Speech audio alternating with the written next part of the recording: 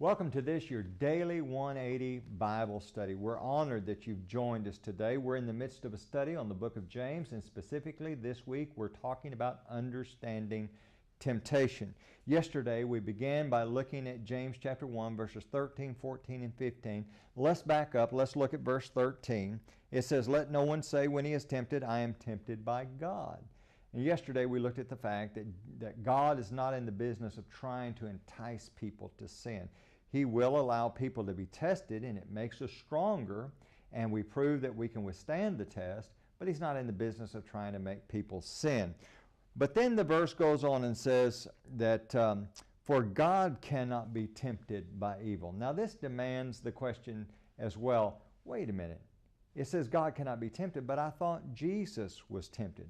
Well, that's exactly right, but there's something we need to understand about Jesus.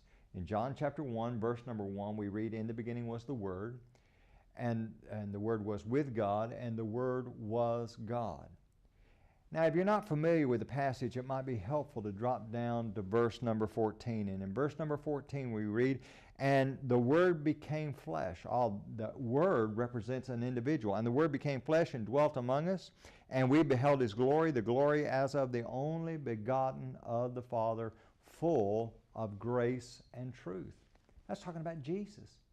So one of the things that we need to understand about Jesus is, yes, He was deity. He was God the Son. But He was also man.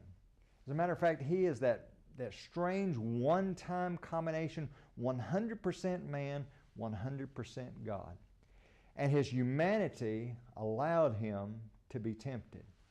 Now, that's really good news for us, because Hebrews chapter 4 and verse number 15 is an extremely encouraging passage to us, because Hebrews chapter 4 and verse 15 tells us, "For we do not have a high priest who cannot sympathize with our weakness." He understands. Why is it that He understands? "But was in all points tempted as we are, yet without sin." Isn't that exciting? Whatever it is you're going through, Jesus understands.